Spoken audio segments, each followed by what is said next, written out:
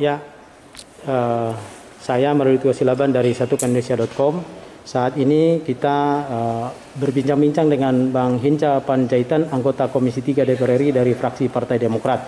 Ya, kita hampiri Bang Hinca untuk mendapatkan hasil rapat dengan Ketua Komite Pemberantasan Tindak Pidana Pencucian Uang dan yang juga Menko Polhukam. Ya, selamat sore Bang Hinca. Selamat sore. Ya, salam sehat.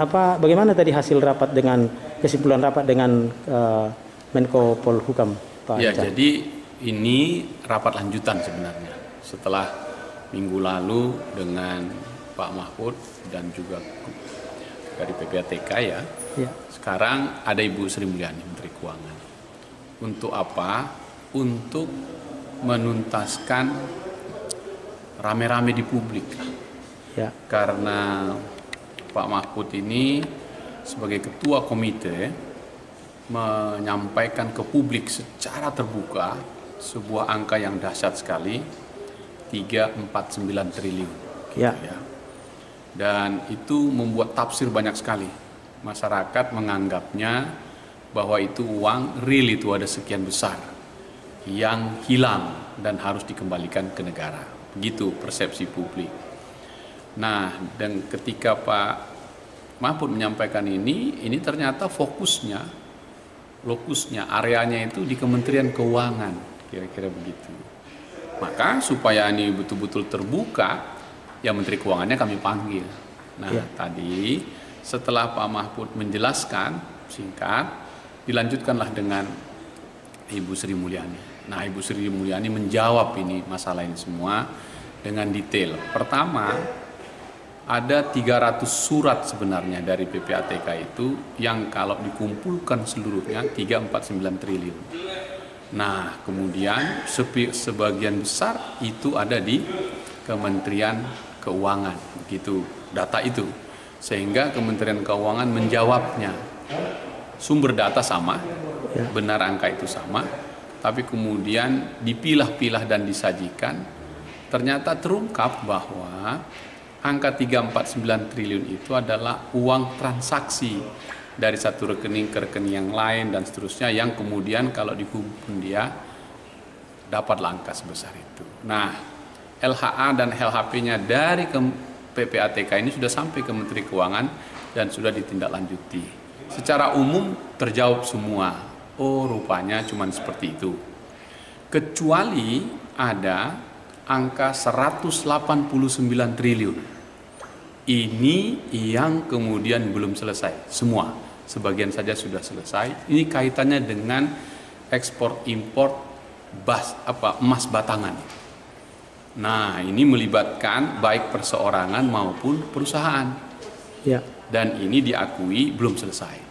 Karena itu Pak Mahfud bersama Ibu Sri Mulyani dalam komite itu bersepakat membentuk Satgas membongkar ini, merekonstruksi ulang kasusnya, namanya case building, jadi dibangun lagi. Nah, kesimpulan kita tadi adalah memberi kesempatan kepada Pak Mahfud untuk menuntaskan case buildingnya itu, Satgas yang dia bentuk itu, tapi setiap waktu melaporkannya ke Komisi 3. Agar terang benderang uang 189 triliun itulah yang diduga yang belum bisa dipertanggungjawabkan, dan karena itu dibentuk Satgas oleh Pak Mahfud sendiri. Kami sendiri di Komisi 3 kalau dari fraksi Partai Demokrat menginginkan, juga saya dengar tadi ada Nasdem menginginkan untuk menggunakan hak angket menyelidiki itu dalam bentuk pansus. Tetapi karena tadi kesepakatannya adalah memberi kesempatan kepada Satgas itu untuk bekerja, nah DPR Komisi 3-nya melakukan fungsi pengawasan dan akan meminta mereka datang untuk memberi laporan sampai detail ini. Kalau dulu 6,7 triliun kasus Bank Senturi begitu ramenya, ini tadi dari 349 turun jadi 189 itu juga besar sekali.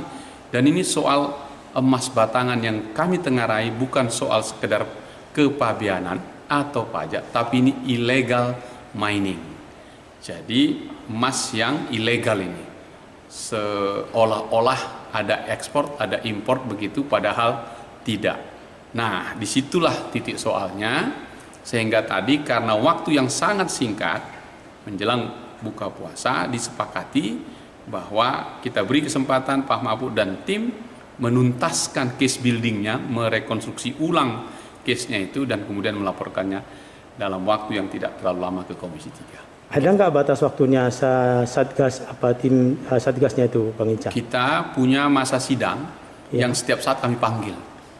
Jadi bisa saja mereka melaporkannya lebih awal, bisa juga kita yang meminta. Ada batas waktunya tahun ini tidak, atau? Ya, kalau kita ingin secepat-cepatnya, tapi tidak bisa bilang besok selesai.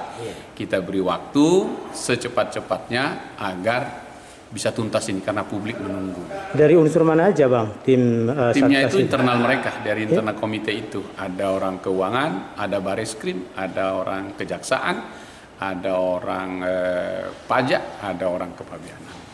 Lalu ini tadi kan 189 triliun ya, yang akan menjadi fokus perhatian dari kasus dari 349 triliun. Ya. Nah, ini indikasi ada tindak pidananya di 189. Kira-kira pihak mana saja yang terlibat di dalam adanya indikasi tindak pidana itu, Bang? Swasta, pemerintah, atau siapa, Bang?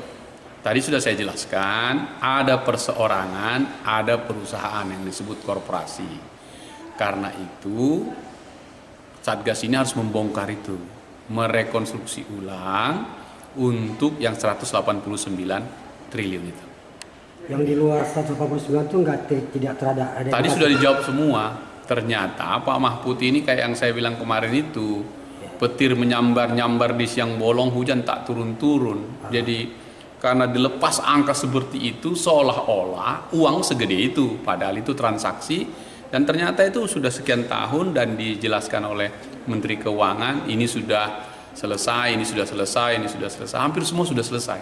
Jadi sudah ada kesepahaman antara ketua koordinatornya dalam hal ini Menko Polhukam dengan Menteri Keuangan terkait dengan 349 triliun itu, Bang. Sudah ada kesepahaman kan kemarin dalam orang rapat kan sebelumnya. Sudah di sini, datang aja udah kemarin duduk bersama. Dalam rapat sebelumnya kan disampaikan itu data agregat oleh ketua koordinator atau Menko Polhukam. Lalu sudah sama itu, Pak. Tidak ada tadi lagi. Kan saya sudah kasih tahu. Mereka datang aja udah berdua, duduk bersama. Jadi sudah sepaham mereka.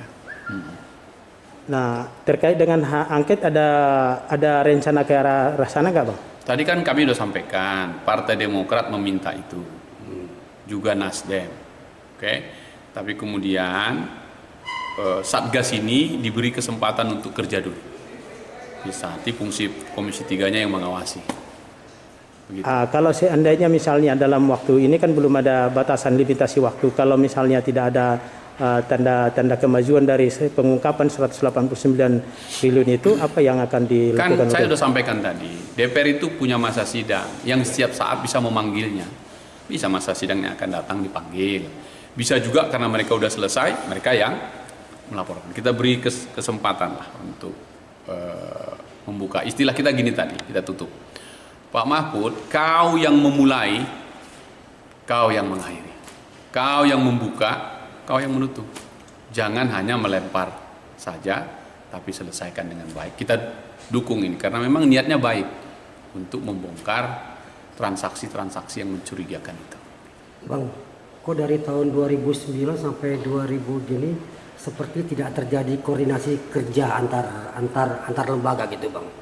Dan publik melihatnya kok bisa kisruh gitu, Bang. Antar departemen dan antar lembaga. Kalau kita boleh kritik pemerintahan ini, ya inilah presidennya sama, dua-duanya menteri pembantu presiden. Kok bisa berbeda begitu? Saya kira ini menjadi pelajaran lah bagi pembantu-pembantu presiden untuk solid lah. Selesaikan dulu di internal, begitu baru ke publik. Tapi bagaimana menjawab pertanyaan publik, Bang, tentang begitu kisruhnya ini?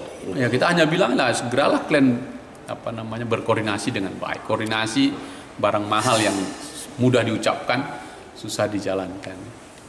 Kita juga mempertanyakan kenapa di kabinet yang sama-sama pembantu presiden, sama-sama di komite. Pak Mahfud ketua, Ibu Sri Mulyani anggota. Ya udahlah bahas di situ. Jadi kenapa mesti sampai harus datang kemari kan, kira-kira begitu pertanyaannya. Tapi paling tidak niat Pak Mahfud ini baiklah, membuka ke publik supaya publik paham. Tapi karena dia yang buka, dia harus tutup. Karena komandonya ada di dia, kuncinya ada di dia. Dia yang buka pintu itu, dia yang menutupnya. Tapi selesaikan masalahnya. Tapi gimana untuk selanjutnya supaya masing-masing lembaga itu bekerja sama dengan Ya, baik? presiden lah, Presiden Jokowi panggil lah, kan rapat, kalian kasih tahu lah. Saya kira itu normal ya. Jadi artinya presiden mungkin sudah akan memanggil Pak Mahfud, memanggil Sri Mulyani atau dalam rapat sidang terbatas untuk mengingatkan agar kompak gitu kan. Apakah Abang sebagai anggota fraksi Demokrat di Komisi 3 menilai di sini ada kelalaian Presiden Jokowi, Bang? Dengan adanya kekisruhan ini? Saya nggak bilang kelalaian, tapi paling tidak publik bingung sendiri. Kok menterinya berbeda pandangannya, padahal bisa diselesaikan sama-sama gitulah. Lalu apa pesan Abang ke Presiden Jokowi ya dengan kabinetnya yang begini membuat kekisruhan di tengah publik? Saya sudah sampaikan tadi, mungkin baiklah Presiden Jokowi mengundangnya, membuat rapat terbatas untuk menyampaikan lagi koordinasi yang bagus di antara menteri-menterinya. Jadi Abang mengharapkan supaya Presiden Jokowi menertibkan anggota kabinet ya begitu, Bang? Memanggil, bukan menertibkan, memanggil untuk saling berkoordinasi, untuk tidak gaduh lah gitu. Ini kan kalau mau kita buat bahasa yang anak sekarang, jangan gaduh di publik lah. Selesaikan di internal, presiden memanggil, ayo kasih laporannya. Kan begini, PPATK itu wajib melaporkannya itu ke presiden dan ke DPR, cuma 2 saja. Nah, oleh karena itu pertanyaannya kan apakah sudah dilaporkan ke presiden? Tentu sudahlah gitu kan. Kemudian kalau itu apa arahannya? Nah, kalau saya dengar dari Pak Mahfud kemarin, Pak Presiden bilang ke Pak Mahfud, buka seluas-luasnya. Oke, udah dibuka, tapi kan jadi gaduh.